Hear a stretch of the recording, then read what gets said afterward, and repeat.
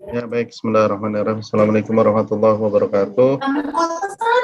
Ya, selamat siang, Bapak Ibu sekalian yang saya hormati. Dan Bapak Ibu sekalian, mohon izin ini karena menyikat waktu, jadi saya langsung saja fokus ke materi. Bapak Ibu sekalian, jadi selama ini memang kita melakukan perpanjangan STR. Jadi STR itu dia punya masa berlaku. Masa berlaku STR itu adalah 5 tahun. Ya, masa berlaku STR itu adalah 5 tahun. Jika mendekati selama masa 5 tahun tersebut, maka ahli gizi itu harus melakukan pengumpulan 25 SKP, ya, pengumpulan 25 SKP seperti ini, ya, 25 SKP. Pengumpulan 25 SKP itu terdiri dari 5 ranah, yaitu ranah pembelajaran. Nah, ini yang model yang dulu nih, ranah pembelajaran, ranah profesional, profesionalisme. Untuk jumlah SKP-nya ya, ranah pengabdian masyarakat, ranah publikasi ilmiah, dan ranah pengembangan ilmu. Nah, ini adalah sebuah ketetapan. Nah, untuk ranah-ranah ini adalah sebuah model yang umumnya, sementara model yang khususnya itu diserahkan ke organisasi profesi masing-masing. Nah, misalnya untuk yang profesionalisme, kalau untuk perawat yang bersangkutan misalnya bisa melakukan penyuntikan, yang kemudian yang bersangkutan bisa melakukan pemberian pelayanan kepada kebutuhan dasar klien dan membuat asuhan keperawatan, itu contohnya. Sementara kalau punten bisa di slideshow, Pak. Oh ya, emang belum? Sebentar. Oh iya. Oke, makasih. Ini buat ini aja. Buat ini awalannya aja. Nah, sekarang Bapak Ibu sekalian, kami sudah coba melakukan revisi, kemudian peninjauan terhadap pedoman-pedoman yang lama. Kenapa? Karena ternyata profesi gizi ini cukup unik. Ya, profesi gizi cukup unik. Kenapa? Karena yang bekerja bukan hanya ladang kerja dari ahli gizi itu bukan hanya di rumah sakit dan bukan hanya di Poltekkes, tetapi ada juga yang di dinas kesehatan, ada yang di puskesmas, bahkan kalau di Jakarta yang saya tahu itu ada sampai di tingkat puskesmas kelurahan, ya. Kemudian mereka juga bekerja melakukan pendampingan di posyandu. Ada juga yang bekerja di bidang-bidang lainnya, ada yang di catering. Jadi lahan kerja dari ahli gizi itu sangat banyak, ya, sangat banyak, sehingga evaluasi dari borang yang lama ternyata ada beberapa misalnya yang di dinas kesehatan. Mereka, teman-teman yang di dinas kesehatan ini merasa kesulitan untuk mengumpulkan 25 SKP, ya. Akhirnya saya dengan di DPP itu berdiskusi, kemudian meninjau kembali borang-borang yang sudah ada, ya. Saya juga berdiskusi dengan Bu Yeni, ya, menanyakan bagaimana di Jawa Barat. Intinya saya coba menampung aspirasi-aspirasi yang dilakukan oleh teman-teman dalam melakukan praktek kegizian atau dalam bidang kerjanya masing-masing. Nah, skemanya memang kita harus mengumpulkan dari 5 ranah ini. Ini yang saya sampaikan sebagai model umumnya. Model umumnya itu ada ranah pembelajaran, kemudian ada ranah profesionalisme atau pelayanan gizi, ada ranah pengabdian masyarakat, ada publikasi ilmiah dan pengembangan ilmu. Nah, kita lihat di sini untuk yang sekarang, untuk pedoman yang sekarang, untuk kita membaginya sebagai praktisi dan bukan praktisi. Yang tergolong praktisi itu adalah teman-teman yang punya klien, teman-teman yang punya melayani, yang punya pasien lah, yang punya klien. Itu biasanya yang ada di rumah sakit maupun yang ada di puskesmas, ya. Rata-rata ini yang golongan dari yang praktisi ini adalah mereka yang punya klien. Sementara yang bukan praktisi ini adalah teman-teman yang bekerja di Poltekkes, di dinas kesehatan yang tidak punya klien. Nah, di rumah sakit pun umumnya nanti terbagi dua nih, ya. Umumnya terbagi dua, karena ada juga teman-teman yang bekerja di rumah sakit dia sebagai manajer, sebagai kepala instalasi, sehingga juga cakupan pasiennya itu jauh lebih sedikit dibandingkan teman-teman yang melakukan langsung asuhan klinis, ya, asuhan gizi. Nah, disinilah akhirnya kita membuat untuk yang pembelajaran, ya, itu minimal 5 SKP. baik yang untuk praktisi maupun yang bukan praktisi. Kemudian untuk bidang profesionalisme atau pelayanan gizi, itu untuk yang praktisi minimal 10. Sementara yang bukan praktisi, seperti saya misalnya sebagai pengajar di Poltekkes, itu boleh 0, boleh tidak mengumpulkan SKP dari aspek profesionalisme. Kemudian aspek pengabdian masyarakat itu maksimal 5 SKP, baik yang praktisi maupun yang bukan praktisi. Sementara untuk yang publikasi ilmiah dan pengembangan ilmu, untuk yang praktisi itu boleh 0. Ya. Jika ada, itu pun dia boleh sampai angka 5. Sementara kalau untuk yang dosen, ya, kemudian yang yang di Dinas Kesehatan, itu minimal 5 SKP. Total, Bapak Ibu sekalian, total tetap 25 SKP yang harus dikumpulkan. Nah, kita akan melihat ya apa saja yang poin-poinnya untuk pembelajaran. Kita lihat. Saya langsung, ini ada contoh-contohnya, jadi ini dasar hukumnya. Saya langsung masuk ke matriknya. Ini ada contoh perhitungannya juga. Baik, yang pertama adalah untuk pembelajaran, ranah pembelajaran. Ranah pembelajaran dibagi 2 poin, ya, sebagai peserta maupun sebagai narasumber, fasilitator, moderator, atau panitia. Nah, ini dasarnya adalah dari SK DPP Persagi nomor 2284 tahun 2014. Nah, ini sederhananya untuk melihat berapa SKP-nya adalah dilihat dari sertifikat, ya. Dilihat dari sertifikat yang dikeluarkan dari panitia. Nah, untuk menyelenggarakan kegiatan-kegiatan ini, panitia biasanya harus mengajukan SKP ke Persagi. Nah, nanti dari Persagi itu nanti keluar berapa SKP karena sudah diperhitungkan berapa jam sehingga memperoleh SKP sekian, ya, seperti itu. Kemudian yang kedua, Bapak Ibu sekalian, untuk ranah profesionalisme atau pelayanan gizi. Ranah profesionalisme atau pelayanan gizi itu pun nanti kita bagi kembali. Mereka yang melakukan praktisi asuhan gizi, ya, mereka yang melakukan praktisi asuhan gizi. Kemudian yang kedua nanti ada mereka yang melakukan pelaksana gizi masyarakat. Dan yang ketiga, mereka yang melakukan penyelenggaraan gizi institusi, ya, atau di food service, ya. Kemudian yang keempat, dia yang bukan praktisi, dia sebagai pengelola atau manajer, ya, atau sebagai kepala instalasi. Nah, kita lihat satu persatu apa saja isinya. Pertama, untuk yang praktisi asuhan gizi klinik, ya, praktisi asuhan gizi, dia yang menyelenggarakan pelayanan gizi rawat jalan atau praktek mandiri. Ini nilai SKP-nya berdasarkan satu SKP adalah 200 pasien, ya.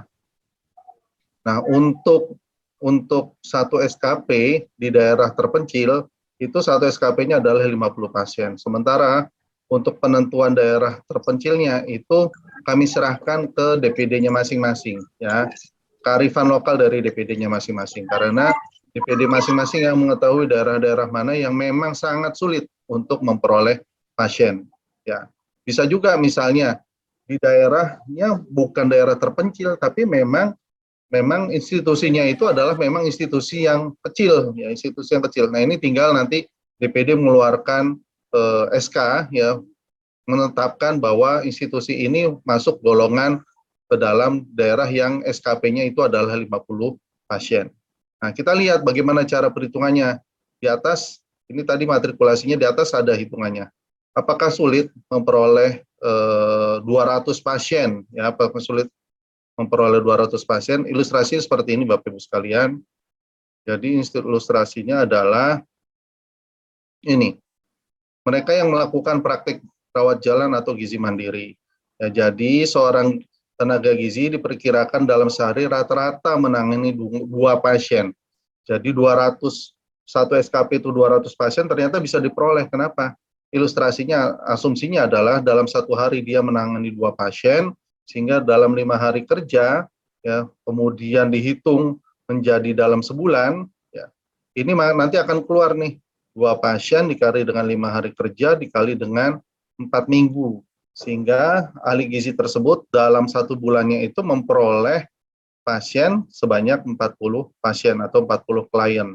Nah, kemudian ini kan dalam per bulan. Dalam setahun bagaimana? Dalam setahun tinggal dikalikan 40 pasien per bulan ini dikalikan dengan 12 bulan.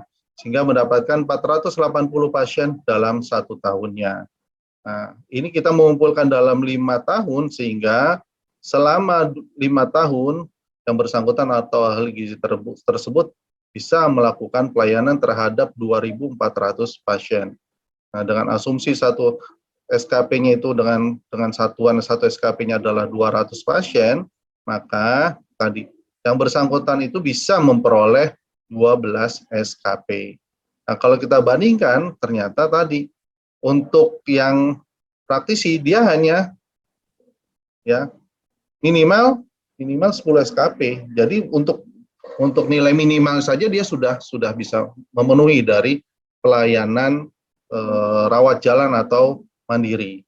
Nah, kemudian kita lihat lagi masuk ke dalam matrik yang selanjutnya. Itu contohnya ada di pedoman dan sudah kami sampaikan ke DPD-nya masing-masing. Nah, kemudian untuk yang rawat inap ya, rawat inap umum, bukan rawat yang dengan kondisi khusus. Nah, ini satu SKP-nya adalah sama 200 pasien ya. Kalau ini juga 200 pasien, hitungannya hampir sama ya. Kemudian kalau kondisinya, sementara kalau untuk yang daerah terpencil itu satu SKP-nya adalah 75 pasien. Beda dengan yang ini 50 pasien, sementara yang rawat inap 75 pasien. Bapak Ibu sekalian, sementara kalau untuk dengan pelayanan khusus, yaitu ICU, NICU, dan ICCU, itu bukan jumlah pasien, tapi satu SKP-nya itu dihitung menjadi 250 kali asuhan gizi, jadi bukan pasien. Nah, ini angka ini sudah kami konsultasikan dengan ASDI. Ya. Baik, saya lanjutkan. Untuk yang daerah terpencil itu satu SKP-nya adalah 100 kali asuhan gizi. Nah, kita lihat hitungannya dulu ya, untuk yang ini saja. Karena memang seolah-olah sulit banget kok untuk memperoleh satu SKP harus 250 asuhan gitu ya, 250 asuhan. Nah, ini saya hitung untuk yang daerah, untuk yang ruangan ICU ya. Nah, ini seorang tenaga gizi dalam 1 hari jumlah pasien yang dilakukan asuhan gizi itu ada 3 pasien. Ya. Kemudian dilakukan asuhan gizi selama masa rawat lebih dari 7 hari. Asumsinya dirawat selama 10 hari kerja, sehingga selama 10 hari sudah melakukan asuhan gizi sebanyak 3 pasien dikali dengan 10 hari, sama dengan sudah mendapatkan 30 kali asuhan gizi. Nah, proses asuhan gizi ini akan terlihat dalam catatan perkembangan pasien terintegrasi. Jadi dalam 1 bulan itu ada 25 hari kerja, sehingga jumlah cakupan menjadi 25/10 dikali dengan 30, sama dengan 75 kali asuhan gizi. Dan dalam setahun, ini kan dalam 1 bulan. Dalam 1 tahun, maka tinggal dikalikan dengan 12, yaitu mendapatkan 900 kali asuhan gizi.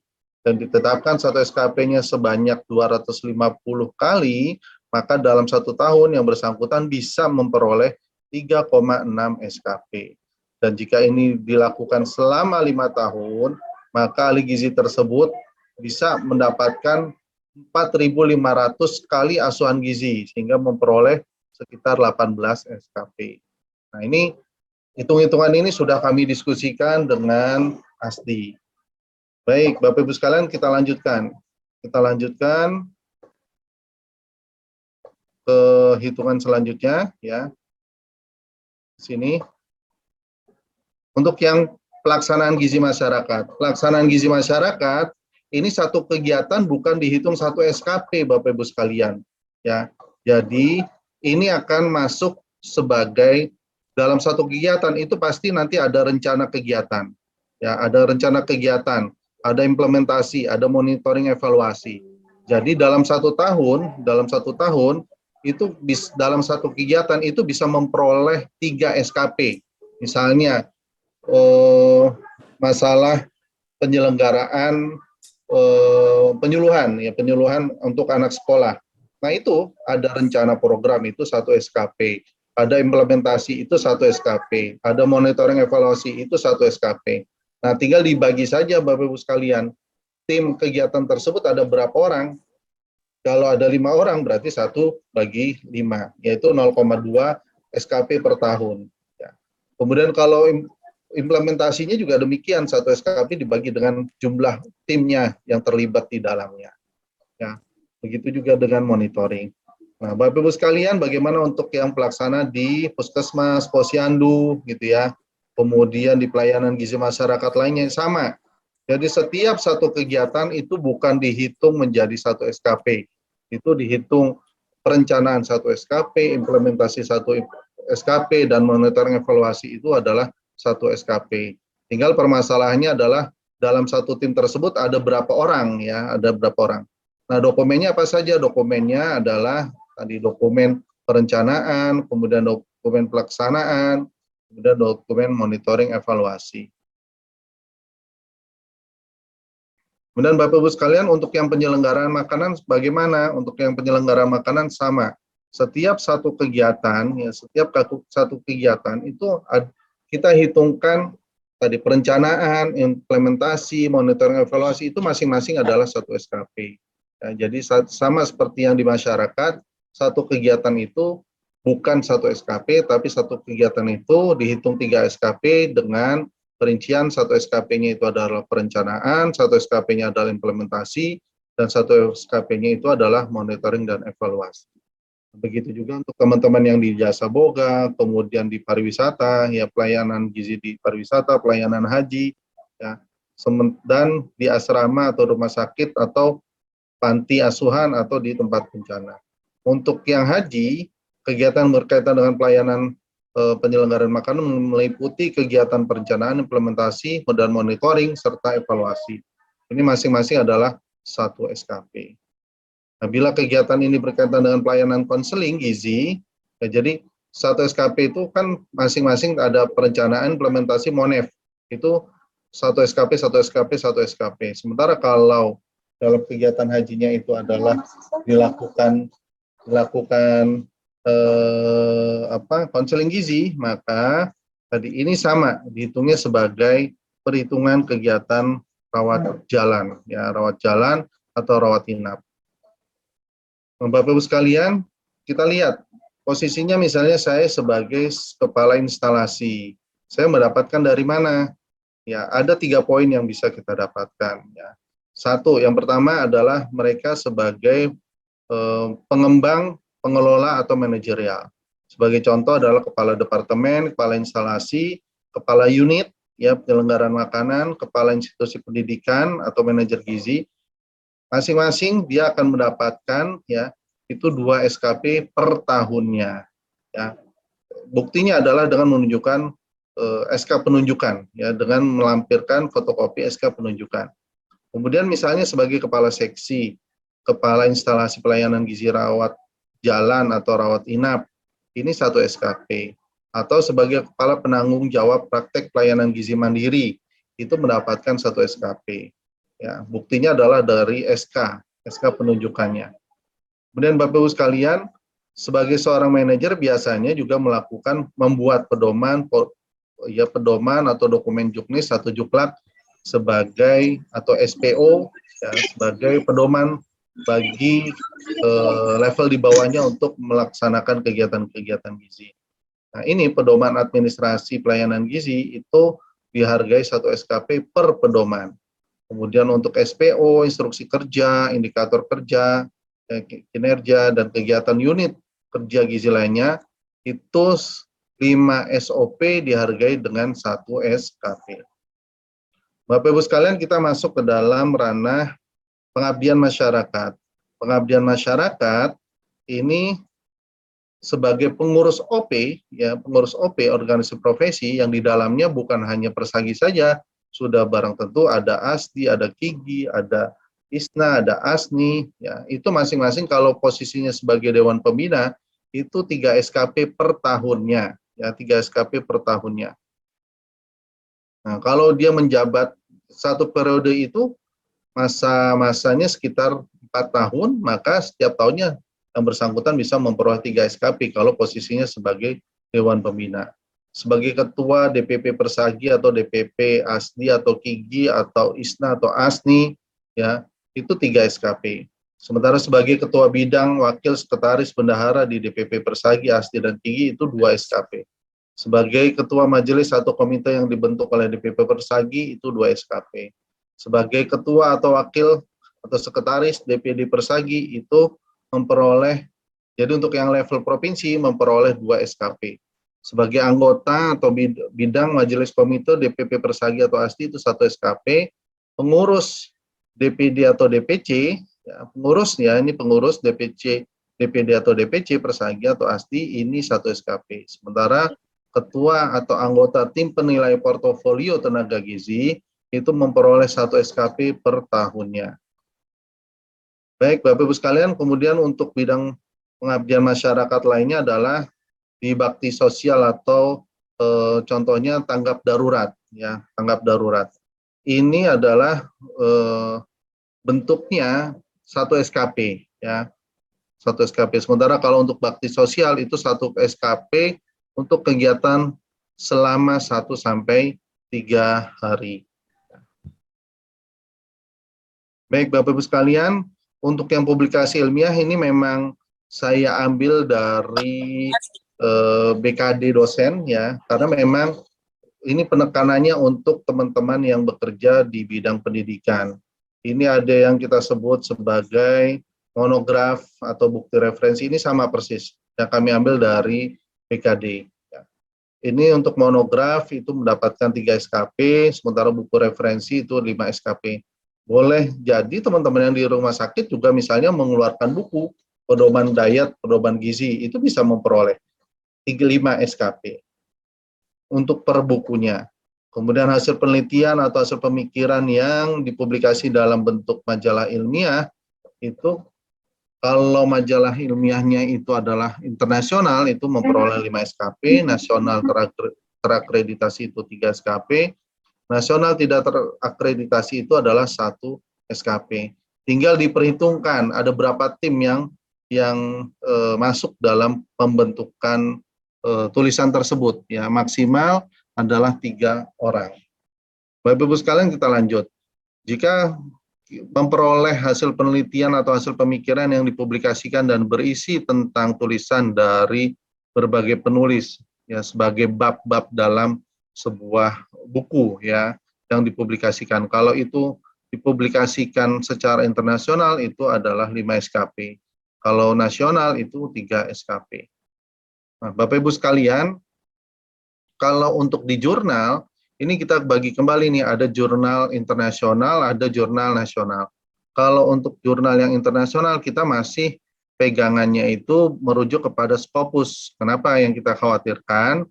Yang kita khawatirkan adalah jurnal-jurnal predator. Ya, kita tidak mau teman-teman masuk dalam jurnal predator.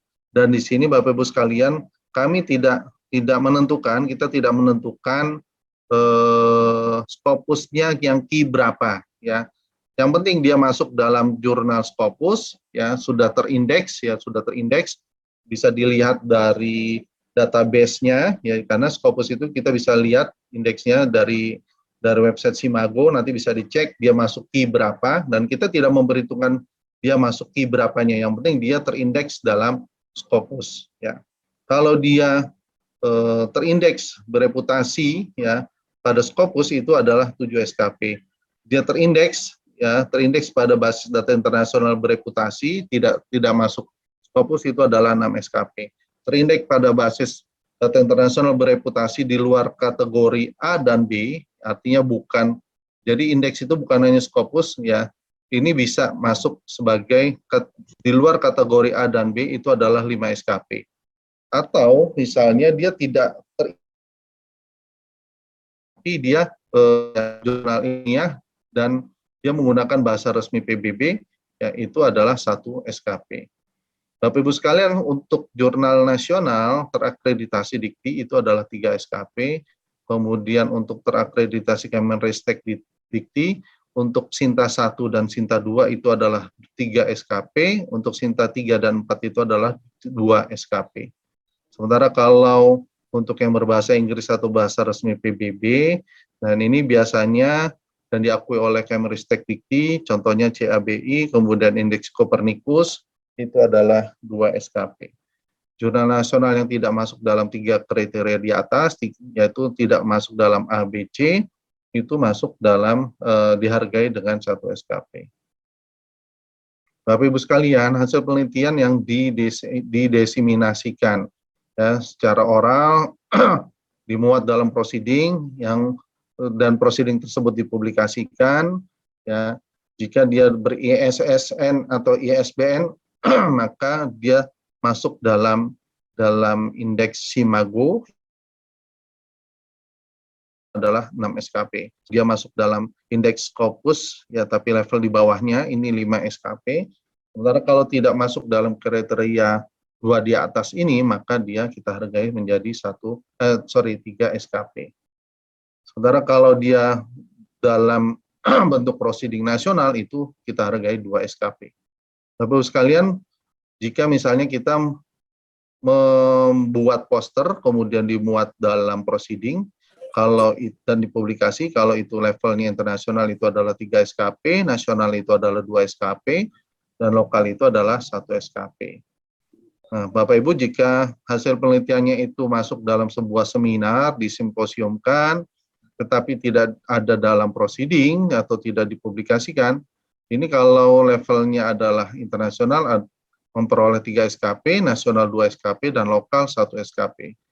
Hasil pemikiran yang tidak disajikan dalam seminar, tidak masuk dalam simposium, ya, tidak disajikan dalam seminar, tetapi dimuat dalam proceeding, ya, kalau levelnya internasional itu adalah 3 SKP, nasional 2 SKP, dan lokal itu 1 SKP. Hasil penelitian atau hasil pemikiran. Hasil penelitian atau hasil pemikiran disajikan dalam koran atau majalah populer atau umum. Jadi sebagai contoh misalnya, Poltekkes ya, Poltekkes manggil wartawan. Kemudian untuk mereka yang punya nilai bagus gitu ya, nilai IPK-nya punya penelitian yang dianggap bagus dipilih gitu ya, kemudian undang wartawan, kemudian dipublikasikan gitu ya, dipublikasikan, maka tadi akan memperoleh 1 SKP ya, dalam publikasi tersebut. Kemudian Bapak Ibu sekalian, kalau kita masuk ke dalam ranah pengembangan ilmu, ya, ranah pengembangan ilmu hitungannya adalah 1 SKP adalah 40 jam ya, jika kita melakukan pendidikan atau penyuluhan. Jadi kita mengajar, tinggal dihitung. Kita mengajarnya berapa banyak dikompilasikan, kalau mengajarnya bisa memperoleh 80 jam, maka dia mendapatkan 2 SKP. Kemudian kalau melakukan pembimbingan praktek mahasiswa yang dilakukan oleh tenaga gizi. Jadi ini berlaku bukan hanya untuk Poltekkes atau dosen, bahkan teman-teman yang di rumah sakit, yang institusinya itu menjadi lahan praktek, mahasiswa Poltekkes atau mahasiswa dari institusi pendidikan manapun, itu akan mendapatkan 1 SKP per tahun. Jadi ini per kegiatan, bukan dihitung per mahasiswa, jadi 1 SK.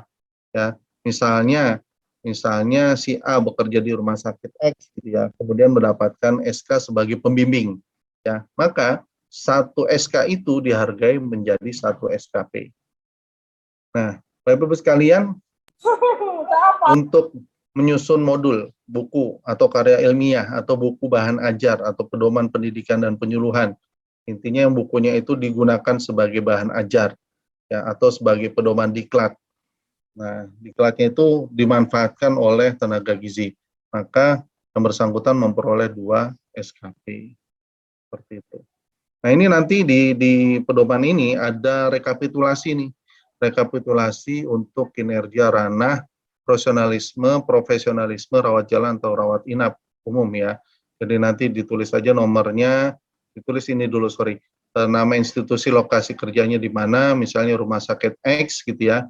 Ini nanti ditulis kegiatannya apa saja, bukti penugasannya apa, misalkannya SK, kemudian masa penugasannya ditulis dalam tahun, misalnya bekerja di tahun 2000, untuk masa penugasan di 2022, ya, kemudian jumlah pasien yang dilayani ada berapa orang, tinggal konversi, ya, jumlah SKP yang diperoleh dikonversi. kalau rawat jalan tadi misalnya 200 orang, berarti kalau dia memperoleh 4.000, ya tinggal dibagi saja dia berapa SKP yang diperoleh. Kompilasi, kemudian tanda tangan atasan yang bersangkutan. Nah, ini nanti diupload ya, diupload di aplikasi, nanti Mas Rian yang akan menginformasikan bagaimana cara mengupload dokumen. Nah, begitu juga di sini, misalnya untuk ranah di bidang di ruang ICU atau NICU atau ICCU, itu ditulis jenis kegiatannya apa, bukti penugasannya apa, kemudian masa penugasannya berapa lama, apa di tahun berapa gitu ya, dalam 1 tahun misalnya di tahun 2022 dan mendapatkan berapa asuhan gizi, tinggal dikonversi menjadi SKP yang telah ditetapkan. Baik Bapak Ibu sekalian, saya masuk ke sini nanti. Ini sebenarnya PPT ini hanya ini aja sih, dari ranah yang tadi ya. Dari ranah yang tadi saya dibuat dalam PPT, cuman saya lebih senang menjelasin dalam bentuk matrikulasi. Ini silakan nanti saya share ya. Baik, itu aja Bapak Ibu sekalian. Intinya begini Bapak Ibu sekalian. Gizi itu hasil evaluasi ya, hasil evaluasi di CPD online itu memang gizi itu sangat unik ya. Gizi itu sangat unik. Jadi dia lahan kerjanya banyak banget. Nah, kalau di perawat tadi yang saya sampaikan di awal simple, dia menyuntik, udah nyuntik aja gitu. Berapa kali suntikan misalnya seperti itu. Atau tensi, udah dia bisa tensi masuk. Tinggal nanti dihitung. Tapi kalau gizi tidak bisa seperti itu. Kenapa? Karena tadi kayak saya nggak mungkin bisa, saya tidak punya klien ya, saya tidak punya klien, berarti saya tidak bisa dihitung tuh berapa pasien rawat jalan saya ya, seperti itu. Nah, mungkin sama saja juga teman-teman yang di dinas kesehatan atau teman-teman yang di rumah sakit mungkin tidak ada kewajiban ya di rumah sakitnya, boleh jadi misalnya di yang tipe C ya, tipe C untuk melakukan publikasi ilmiah ya, publikasi ilmiah. Ya, jadi itu boleh nol ya. Kita tetap menjalankan kearifan lokal ya. Sama halnya dengan waktu kita sosialisasi ini, ada teman-teman yang dari Papua ya, ada teman-teman yang dari Papua. Teman-teman dari Papua bilang, "Pak, saya di hutan gitu, saya di hutan, sulit gitu ya, sulit untuk memperoleh SKP." Demikian ya sudah, tinggal nanti dibicarakan dengan ketua DPD-nya ya, diatur ketua DPD-nya. Kenapa? Karena balik lagi untuk melakukan verifikasi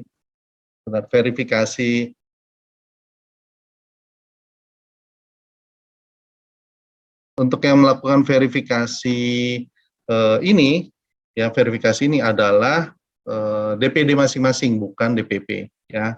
Jadi kearifan lokal berlaku dalam CPD online atau mendapatkan 25 SKP. Baik, mungkin ini saja yang bisa saya sampaikan. Lebih kurangnya saya mohon maaf. Nanti lebih banyak berlatih dengan Mas Rian. Saya juga akan tetap stay di sini untuk memantau perkembangan latihan yang dilakukan. Itu saja Ibu Witri yang bisa saya sampaikan. Mohon maaf. Assalamualaikum warahmatullahi wabarakatuh. Waalaikumsalam warahmatullahi wabarakatuh. Terima kasih banyak Pak Syarif nih tadi yang sudah memaparkan materinya ya, singkat tapi informatif ya Bapak Ibu. Baiklah, selanjutnya kita akan bersama-sama mengenal lebih jauh ya mengenai aplikasi CPD online ini. Akan dikenalkan langsung oleh Bapak Rian Ardiansyah EMD SIAK. Kepada Pak Rian, sudah bersama kami ya Pak? Halo, iya. Ya, mangga silakan Pak. Langsung aja Mbak. Ya, silakan mangga Pak. Oke, terima kasih Mbak Fitri. Assalamualaikum warahmatullahi wabarakatuh. Mohon izin share screen ya Bapak Ibu.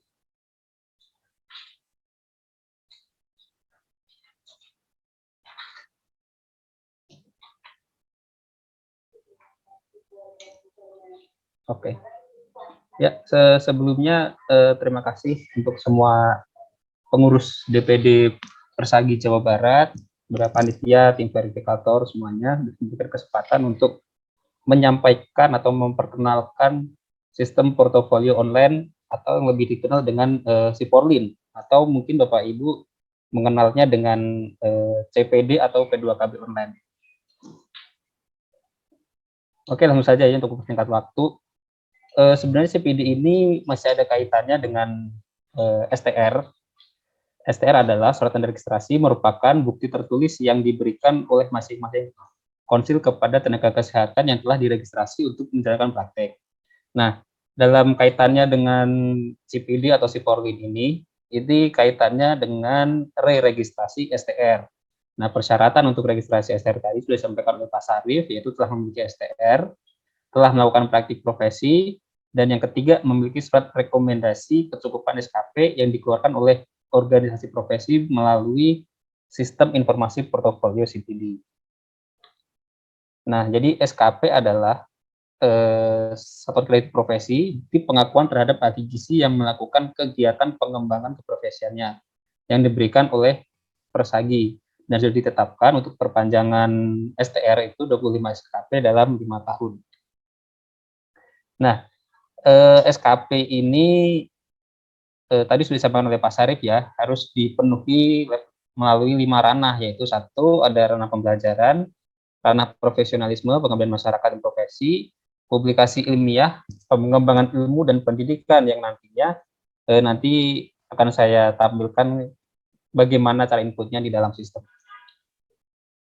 Nah, jadi pengenalan sistem informasi portofolio CPD online ini adalah sistem perangkat lunak yang memproses dan mengintegrasikan seluruh pencatatan dan pengelolaan kegiatan pengembangan pendidikan dan kesehatan dalam bentuk elektronik secara online. Nah, jadi perlu dipahami terlebih dahulu. Jadi sebenarnya sistem informasi portofolio CPD online ini berbeda dengan STR. Tapi dua sistem ini yaitu Siporli dan STR ini adalah satu kesatuan, tapi dalam sistem yang terpisah. Nah, manfaatnya adalah untuk mempermudah integrasi, untuk permohonan STR ulang, meningkatkan efektivitas monitoring ini bagi anggota ataupun bagi pengurus DPC, DPD, atau bahkan untuk DPP, MTKI pun juga bisa melakukan monitoring. Nah, jadi untuk siapa aja sih terlibat dalam Siporlin ini? Jadi ada sebenarnya 5 pihak yang terlibat dalam sistem portofolio online ini. 1, ada anggota Persagi, yaitu Bapak Ibu semuanya yang sudah memiliki KTA. Entah itu KTA yang didaftarkan secara online, atau KTA yang dimigrasikan, atau yang dulu sudah mempunyai KTA dalam bentuk manual. Nah, itu sudah menjadi anggota Persagi, artinya untuk poin 1 ini adalah seluruh anggota Persagi sudah memiliki KTA. Yang kedua adalah tim verifikator. Ini adalah tim verifikator yang ditunjuk oleh DPD Persagi setempat untuk menjadi tim verifikator. Nah, ini sebenarnya nggak bisa lebih dari 2 orang gitu, tergantung kebutuhan DPD-nya. Yang ketiga adalah tim komisi, yaitu tim yang berada di tingkat DPP atau di pusat yang bertugas untuk melakukan evaluasi dan juga mengeluarkan surat rekomendasi. Jadi nanti surat rekomendasi untuk perpanjangan STR itu dikeluarkan oleh DPP atau di tingkat pusat. Yang keempat adalah MTKI atau KTKI. Ini kaitannya dengan integrasi dengan sistem ESTR-nya. Yang kelima adalah administrator atau pihak developer atau pihak pengembang aplikasi. Oke. Nah, karena CPD ini adalah CPD dan KTA ini menggunakan satu pintu atau entry-nya, login-nya itu menggunakan login yang sama, maka saya jelaskan dulu alur dari awalnya, yaitu alur untuk registrasi KTA-nya. Yang pertama, calon anggota melakukan pendaftaran di aplikasi, kemudian setelah melakukan registrasi akan diverifikasi oleh tim verifikasi. Kalau KTA ini verifikatornya ada di pusat, jadi DPD tidak ada. Kemudian nanti akan dikirimkan virtual account melalui email yang mendaftarkan. Nanti kalau sudah melakukan pembayaran, akan diterbitkan user ID dan passwordnya. User ID dan passwordnya akan dikirimkan melalui email, kemudian calon anggota bisa langsung login menggunakan user ID dan password yang dikirim oleh email pendaftaran. Nah, sekarang untuk bagian hubungan kontekstual antara CPD dengan sistem ESTR. Jadi, di CPD ini yang tadi saya sampaikan itu ada 3 entitas atau 3 kelompok. Yang satu adalah anggota, ada pengurus wilayah atau tim verifikator dari DPD, pengurus pusat ini adalah tim komisi atau dari DPP. Jadi alurnya adalah ketika anggota sudah login, membuat akun portofolio, sudah mengisi input kegiatan portofolio yang nanti akan menjadi logbook kegiatannya, ini akan diverifikasi oleh tim verifikator dari DPD terlebih dahulu.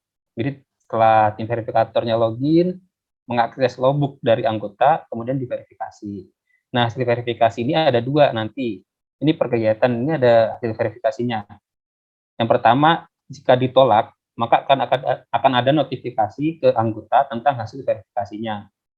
Dan jika disetujui, maka akan masuk ke logbook anggota yang bisa diakses oleh pengurus pusat. Nah, jadi pengurus pusat ini hanya bisa melihat kegiatan atau usulan SKP yang sudah diverifikasi oleh tim dari DPD. Jadi kalau yang nggak diverifikasi atau nggak valid, nanti nggak bisa diakses oleh DPP. Nah, setelah itu akan dilakukan evaluasi, apakah benar atau segala macamnya. Kalau misalnya tidak, akan ada notifikasi juga ke anggota, dan kalau disetujui nilai SKP-nya, maka akan diterbitkan surat rekomendasi. Nah, surat rekomendasi inilah yang nantinya akan diintegrasikan ke portal STR. Jadi, Bapak Ibu semuanya, sebelum mengajukan perpanjangan STR, harus dipastikan surat rekomendasinya sudah ada. Jadi kalau surat rekomendasinya belum ada atau belum dikeluarkan, diterbitkan, jangan mengajukan perpanjangan STR terlebih dahulu. Karena nantinya, kalau misalkan belum ada rekomendasi tapi sudah mengajukan, di kolom yang ini, cek surat rekomendasi yang diintegrasikan sistemnya itu, akan ada notifikasi data tidak ditemukan.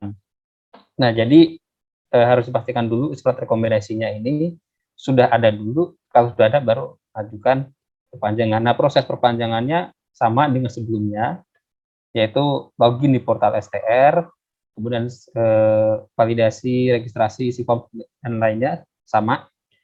Kemudian baru ada cek surat rekomendasi. Nah, kalau surat rekomendasinya sudah ada di sistem STR, sudah terbaca, maka diminta untuk upload surat sehat terbaru dan foto terbaru. Udah cukup. Nah, kalau udah divalidasi oleh OP, baru nantinya ada kode billing, bayar, kemudian baru cetak STR. Jadi intinya proses dari portal STR atau perpanjangan STR ini sebaiknya dilakukan setelah proses di CPD-nya selesai. Nah, jadi setelah surat rekomendasinya selesai, baru ajukan perpanjangan STR. Nah, sekarang mulai ke tampilan sistem informasi CPD online-nya. Ini bisa diakses di www.persagidmu.cpdnakes.org yang ini, atau bisa juga melalui web dari www.persagid.org. Kemudian ada di menu di atas pelayanan aplikasi, kemudian klik registrasi anggota. Nah, nanti akan muncul tampilan seperti ini, login box seperti ini. Nah, di login box ini ada username, password. Nah, username ini apa? Ini menggunakan nomor KTA. Kalau bagi Bapak Ibu yang mendaftar atau registrasinya via online, otomatis di sini di emailnya itu ada user ID-nya. Sedangkan passwordnya itu biasanya 6 digit angka yang dikirim melalui email. Nah, sedangkan Bapak Ibu yang mempunyai KTA manual atau migrasi, itu menggunakan sama username yang ber-KTA, passwordnya menggunakan user demo. Nah, jadi semuanya sama nih. Kalau yang KTA manual atau yang KTA migrasi itu menggunakan password user demo. Nah, kemudian di bawah login ini ada menu untuk forget your account. Ini digunakan untuk apabila Bapak Ibu lupa user ID dan passwordnya. Kemudian ada virtual account request, ini dilakukan apabila Bapak Ibu sudah mendaftar, sudah dikirim virtual account tapi lupa bayar. Nah, ini bisa mengajukan virtual account baru lewat sini. Nah, yang ketiga ini apabila calon anggota ingin registrasi atau registrasi baru KTA secara online. Nah, saya ambil contoh keterangan dari yang awal banget ya, dari registrasi baru. Seperti ini form registrasinya. Di sini ada form nama lengkap. Ini ditulis tanpa gelar, kemudian nomor KTP. Ini jadi satu KTP hanya bisa digunakan untuk satu kali registrasi. Jadi kalau udah pernah dipakai, nanti nggak bisa dipakai lagi. Jadi hanya untuk satu nomor KTP itu untuk satu nama. Kemudian tempat lahir. Nah, tanggal lahir ini perlu diperhatikan ya, karena banyak yang masuk ke kita itu tanggalnya itu nggak diubah, jadi masih tanggal yang hari ini, misalnya 2021 gitu. Nah, itu jangan sampai kejadian karena nanti kode tanggal lahir ini akan digunakan di kode penomoran KTA. Jadi jangan sampai salah, karena nanti kalau salah yang nggak akan diubah, mungkin bisa diubah di sini, tapi di nomornya nggak bisa diubah. Gitu. Kemudian gelar depan, jadi kalau nggak ada gelar depannya, dikosongin saja, nggak usah kasih tanda strip, nggak usah dikasih tanda apa yang lain, cukup dikosongin aja, karena gelar depan ini peruntukannya itu salah satunya untuk gelar prof, doktor, insinyur, dan lain-lain. Nah, kemudian gelar belakang, itu tulis sesuai dengan penulisan gelar. Misalnya kalau lulusan Al-Himadiyah Gizi, cukup tulis AMG, nggak perlu dipanjangin gelar belakangnya Al-Himadiyah Gizi, nggak perlu. Jadi cukup penyebutannya aja. Kemudian alamat tulis alamat lengkap, termasuk dari jalan apa gitu. Kemudian untuk kota juga. Nah, status keanggotaan bagi yang lulusan linear gizi itu pilih status keanggotaan anggota biasa. Ini sudah ada di ADRT ya. Yang anggota biasa itu apa aja, luar biasa apa aja, itu ada klasifikasinya. Kemudian anggota daerah adalah provinsi atau keanggotaan ininya, DPD-nya. Jadi karena ini nanti yang akan digunakan oleh tim verifikator untuk mengkualifikasi siapa saja anggota yang bisa diverifikasi. Jadi jangan sampai salah, jangan sampai Jawa Barat ngisi di sini Jawa Tengah, nanti waktu verifikasi CPD-nya, verifikasi jatuhnya ke Jawa Tengah, nah itu jangan sampai. Kemudian anggota cabang ini perlu diperhatikan juga, terutama di Jawa Barat ya, karena ada Kota Bandung, ada Kabupaten Bandung, Kota Bogor, Kabupaten Bogor, nah itu beda ininya, keanggotaannya, nah itu harus diperhatikan. Jangan sampai salah, karena nanti status keanggotaan DP dan DPC akan digunakan juga dalam pengkodean nomor anggota. Jadi setiap anggota itu ada kode uniknya. Nah, kemudian di form pendidikan, di sini ada 4 pilihan jenjang. Yang di sini ada D3, D4, D1, dan profesi. Jadi hanya jenjang-jenjang yang memiliki lulusan gizi yang linear. Kemudian periode awal adalah tanggal masuk perkuliahan, periode akhir adalah tanggal kelulusan. Nah, yang di upload ijazah ini banyak upload ijazah ini bagi yang lulusan gizi terakhir. Jadi misalnya D3 gizi, terus sekolah lagi ke S1 gizi. Nah, itu boleh di-uploadnya itu yang S1-nya, salah satu aja. Kemudian bagi lulusan SKM 2010, lampirkan juga transkrip nilainya. Nah, ini maksimal versinya di sini tertulisnya 200 kilobyte ya, tapi ada beberapa kasus yang 200 juga itu nggak bisa kita buka, jadi kita sarankan 150 kilobyte saja nanti upload ijazahnya. Bisa dalam bentuk PDF atau bisa dalam bentuk CPG. Nah, kemudian alamat kantor, ini banyak yang nanya, untuk yang belum bekerja, alamat kantor boleh diisi alamat domisili atau alamat DPC. Kalau nggak tahu, boleh diisi ya udah alamat rumahnya aja nggak apa-apa. Kemudian email, gunakan Gmail. Jangan pakai Yahoo, karena Yahoo seringkali kita ada masalah untuk pengiriman atau feedbacknya. Kemudian untuk akunnya, satu alamat email gunakan untuk satu akun aja. Jadi kalau misalnya bikin kolektif, silahkan, tapi satu orang, satu kali input, satu kali email. Nah, nanti kalau dari registrasi, nanti kalau misalnya masih muncul tampilan seperti ini, artinya registrasinya gagal. Nih, nanti ada ya keterangannya, apa yang harus diisi, misalnya nama, atau alamat tinggal ini belum diisi, kota tinggal, kota cabang ini mungkin ada yang belum diisi.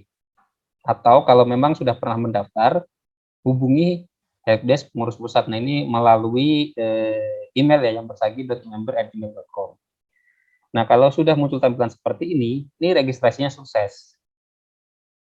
Lalu langkah apa selanjutnya? Yaitu tinggal tunggu verifikasi, kemudian nanti setelah diverifikasi akan ada feedback verifikasi via email yang didaftarkan. Itu tadi yang saya sampaikan, jadi email ini harus benar, aktif, dan satu orang satu email. Oke, nah nanti contoh feedbacknya seperti ini. Nanti di email Bapak Ibu kalau sudah diverifikasi akan muncul tampilan seperti ini, yaitu nomor VA. Ini bisa dari sistem yang mengirim feedback, bisa dari BNI atau mungkin bahkan dua-duanya yang kirim feedback. Jadi selama ada feedback itu valid, artinya perlu dicatat kodenya adalah 988-13157. Ini valid, sudah dari akun dari Persagi. Nah, kalau sudah melakukan pembayaran, nanti akan ada notifikasi pembayarannya seperti ini. Pembayaran telah dilakukan dengan nomor VA sekian, total tagihannya berapa. Nah, maaf ini kelewatan satu, tanggal jatuh tempo, sini adalah ada masa berlaku virtual account. Nah, itu kalau sudah expired, udah nggak bisa ada lagi nih virtual account yang ini. Dan ini harus mengajukan ulang. Biasanya di sini virtual account berlaku untuk 1 bulan. Nah, kalau sudah membayar, nanti nggak perlu dikirim bukti transfernya, nggak perlu apa, otomatis akan terdeteksi di sistem. Jadi, kalau sudah terdeteksi, otomatis nanti akan kita kirimkan user ID dan password-nya. Nah, kalau sudah, nanti tinggal dimasukkan aja tadi user ID dan password-nya, dibawa ke sini, langsung login. Oke, nah saya asumsikan Bapak Ibu semuanya sudah bisa login ya. Jadi, saya kasih contoh untuk tampilan awalnya seperti ini. Ya, mungkin untuk yang tampilan sekarang di sini ada 4 menu ya. Ada account setting, curriculum vitae, P2KB, dan satu lagi untuk pembayaran iuran. Jadi nanti pembayaran iuran yang per tahun itu Bapak Ibu semuanya bisa melakukan secara mandiri itu melalui halaman masing-masing. Ya, jadi untuk anggota di sini ada 4 menu, account setting, curriculum vitae, P2KB, dan satu lagi pembayaran iuran. Nah, sedangkan untuk tim verifikator ada satu tambahan, menu tambahan, yaitu tim P2KB. Jadi menu ini yang nantinya digunakan untuk memverifikasi kegiatan-kegiatan anggota atau SKP dari anggota. Sedangkan untuk tim komisi atau di pusat ada satu menu tambahan, yaitu tim komisi P2KB.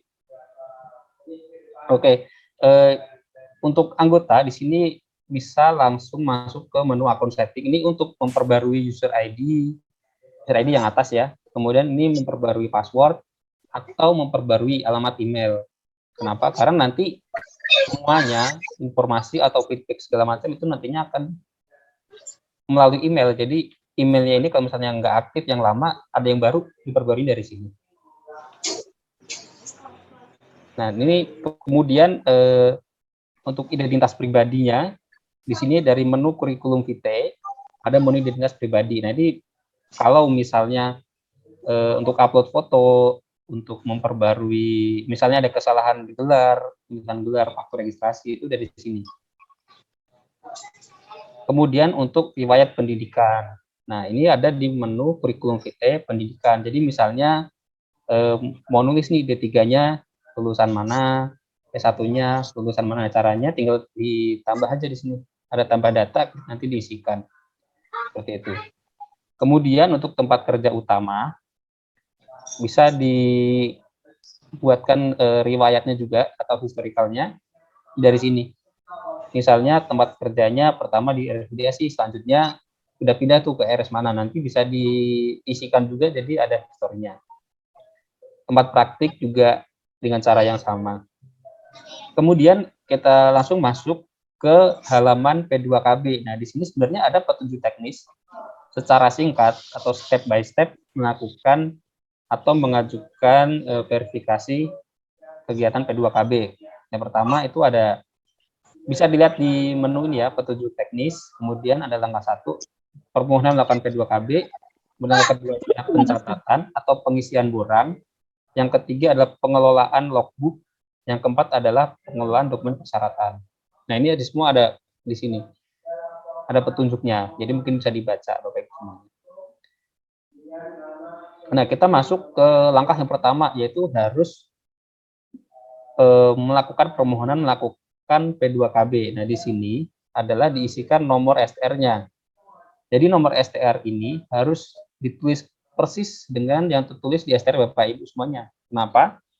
Karena nanti waktu kita integrasi dengan sistem STR supaya datanya itu match. Jadi ketika kita keluarkan surat rekomendasi itu harus match dengan STR-nya yang mana gitu. Nah, itu harus cocok. Jadi di sini bisa ditulis nomor STR-nya. Ini semuanya otomatis. Kemudian tanggal lulusnya itu lulus kuliahnya. Kemudian perguruan tinggi dari mana? Tanggal selesai kegiatan. Nah, tanggal selesai kegiatan ini yang paling krusial biasanya. Karena nanti ini kan CPD untuk 5 tahun. Jadi ketika Bapak Ibu mengisi tanggal selesai kegiatan di sini adalah periode akhir STR, itu otomatis nanti akan dia menarik 5 tahun ke belakang. Jadi misalnya di sini 2017, maka nanti starting kegiatannya itu untuk CPD-nya itu akan dimulai dari 2012. Seperti itu. Nah, kalau sudah klik simpan, kalau udah diisikan semuanya, nanti tampilannya akan seperti ini. Ini rekapnya akan seperti ini. Nomor STR-nya berapa, kemudian tanggal mulainya berapa, ini otomatis ditarik mundur ya tadi 5 tahun, jadi karena 19 Oktober 2017, jadi 20 Oktober 2012, jadi otomatis. Nah, artinya kegiatan apapun yang di luar dari range tanggal ini, nanti otomatis akan ditolak oleh sistem. Jadi misalnya Bapak Ibu udah ada nih range-nya sampai 2012 sampai 2017. Kalau punya kegiatan tahun 2018, otomatis akan ditolak oleh sistem, nggak bisa masuk. Seperti itu. Jadi ini perlu dipertimbangkan juga. Bukan dipertimbangkan sih, diperhatikan. Nah, sekarang kita masuk ke borang pengisian. Nah, sebenarnya borang-borang ini sudah disesuaikan dengan tadi yang dipaparkan oleh Pak Sarif secara detail ya. Di sini ada semuanya. Jadi di ranah pembelajaran itu ada 2 misalnya nama kegiatannya. Mengikuti seminar, simposium, workshop, kursus, segala macam. Yang kedua adalah narasumber, fasilitator, moderator. Nah, ini perlu diperhatikan oleh Bapak Ibu semuanya. Jadi setelah mempunyai dokumen, perlu diperhatikan juga dokumen yang Bapak Ibu punya itu masuk ke ranah yang mana gitu. Jadi jangan sampai punya dokumen apa dimasukkan ke kegiatan apa gitu. Misalnya punya kegiatan seminar, sertifikat seminar, tapi dimasukkannya ke ranah profesional ini, ntar otomatis nggak match gitu. Nah, saya ambil contoh satu input kegiatan seminar. Jadi tinggal diklik aja misalnya A1 ini diklik bagian input. Nah, nanti akan muncul tampilan seperti ini. Satu, jadi yang harus diisi adalah nama kegiatannya atau judul seminarnya apa, pelatihannya apa, workshopnya apa, nanti ditulis di sini, di nama kegiatan. Kemudian durasinya, kenapa durasi ini penting? Karena akan menjadi parameter penilaian SKP. Nah, di bawah juga ada nih, 3-5 jam per hari, nilainya 1, 5-10 nilainya 2. Gitu. Jadi, otomatis nanti apa yang diisi di sini adalah output nilai SKP-nya berapa. Itu. Tempat, jadi boleh di tempat di mana. Jadi kalau misalnya mengikuti secara online daring, boleh dijelaskan juga di sini daringnya ya apa. Penyelenggaranya siapa, dokumen bukti ini adalah sertifikatnya, boleh dilampirkan kalau misalnya seminar pelatihan workshop, itu dokumennya dalam format PDF boleh, JPG boleh, atau dokumen juga Word biasa juga boleh. Nah, maksimal ukuran filenya adalah 300 KB. Jadi kalau lebih dari 300, nanti biasanya nggak bisa dibuka sama tim verifikator. Dan kalau nggak bisa dibuka, biasanya ditolak. Karena nggak sesuai. Dan tanggal mulai kegiatannya, jadi kalau misalnya kegiatan hanya 1 hari, diisikan tanggal yang sama. Kemudian klik simpan. Nah, nanti kalau misalnya sudah sukses, akan muncul sukses, berhasil diupload, dan nilai SKP-nya berapa. Jadi sesuai dengan input yang di sini, sama parameter yang ada di bawah. Oke. sekarang contoh untuk input kegiatan pelayanan. Nah, di sini ada nama institusinya, jumlah pasiennya berapa. Ini untuk ya, saya ambil contohnya untuk kegiatan pelayanan gizi rawat jalan dan praktik mandiri non daerah terpencil. Jadi kalau daerah terpencil tadi disampaikan oleh Pak Sarif, ininya beda parameternya. Kemudian tinggal diupload buktinya, tadi juga disampaikan oleh Pak Sarif, dokumen buktinya seperti apa, tanggal mulai kegiatan, tanggal akhir kegiatan. Nah, tanggal mulai kegiatan dan kegiatan ini sebenarnya adalah tanggal yang ada di range 5 tahun periode STR-nya tadi. Jadi misalnya tadi kan 2012 sampai 2017. Kalau isi 2019 otomatis nanti akan ditolak. Seperti itu. Jadi perlu disiapkan juga dokumen-dokumen apa saja yang mencakup range periode STR-nya. Oke, sama ini nanti kalau sudah, oh ya ini kan di sini ada 200, 400, 600, 800 ya. Jadi misalnya pasiennya itu 300, nah itu di sistem otomatis kehitungnya hanya satu karena belum memenuhi persyaratan di 400 gitu. Jadi kalau 300 masih hitungannya satu. Nah nanti kalau sudah klik simpan nanti akan muncul data sudah tersimpan, sudah diupload dan nilai SKP-nya adalah berapa. Seperti apa. Nah kemudian setelah melakukan input, anggota bisa mengakses logbook atau buku log. Nah di sini buku log ini bisa dilihat untuk nilai per tahunnya berapa. Nah tadi kan disampaikan oleh Pak Sarif, jadi ranah ini harus berapa SKP, ranah ini berapa SKP, nah itu bisa langsung di filter aja dari sini. Apakah sudah terpenuhi atau belum.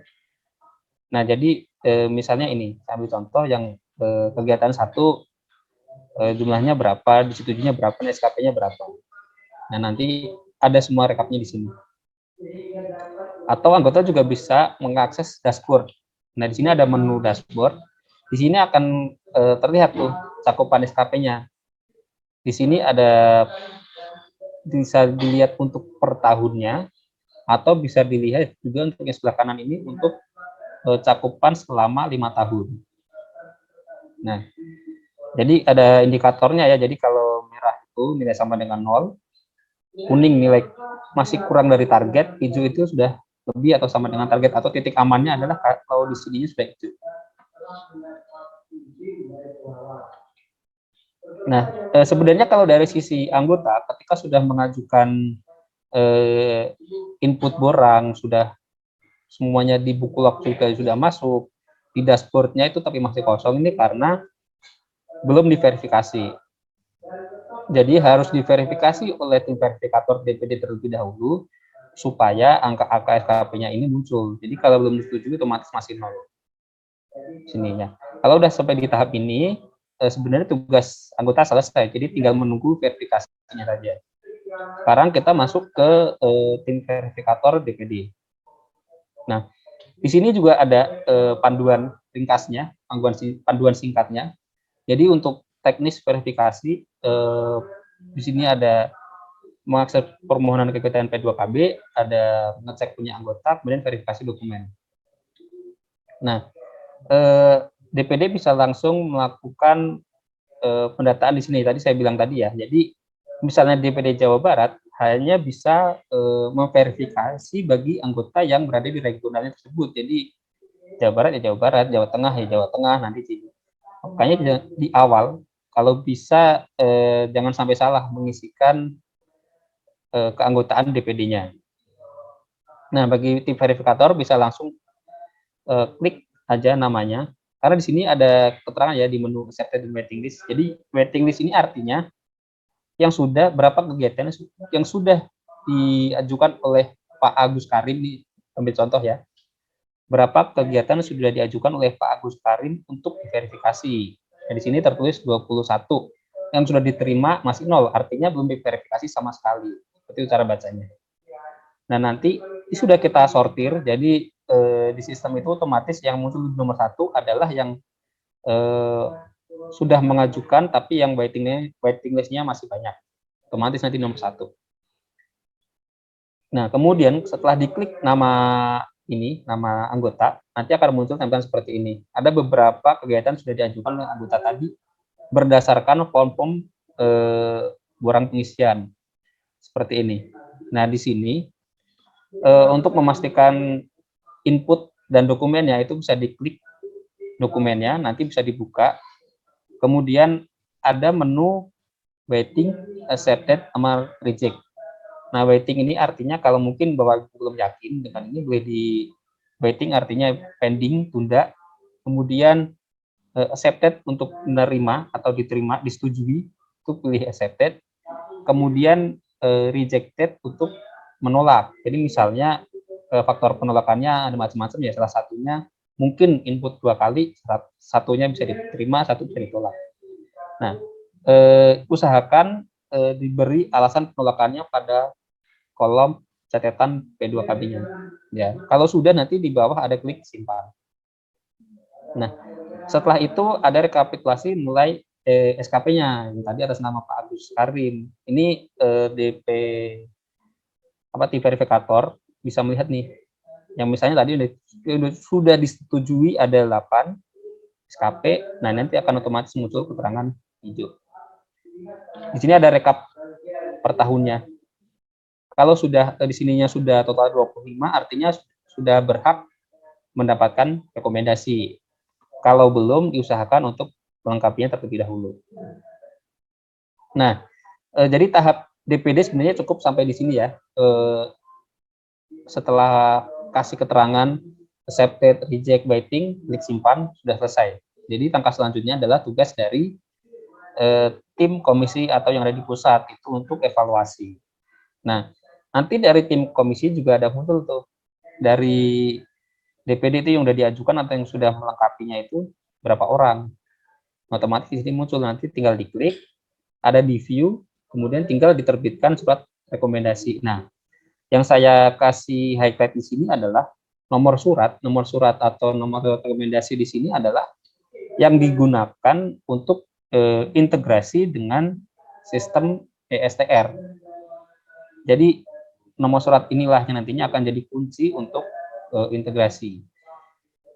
Atau anggota juga bisa nanti otomatis di sini akan diterbitkan surat rekomendasinya dan masing-masing anggota bisa download. Ini salah contoh ya, surat rekomendasi yang lama. Nanti dokumen inilah yang masuk ke area integrasi rekomendasi ini. Seperti ini yang nanti akan otomatis dikirimkan informasinya ke sistem ESTR. Nah, artinya kalau sudah diintegrasikan seperti ini, proses atau tugas dari di Siporlin, CPD online-nya itu sudah selesai. Jadi tinggal melakukan perpanjangan aja di STR. Seperti itu. Oke, terima kasih. Sekian dari saya. Mohon maaf kalau terlalu cepat atau mungkin ada yang kurang jelas.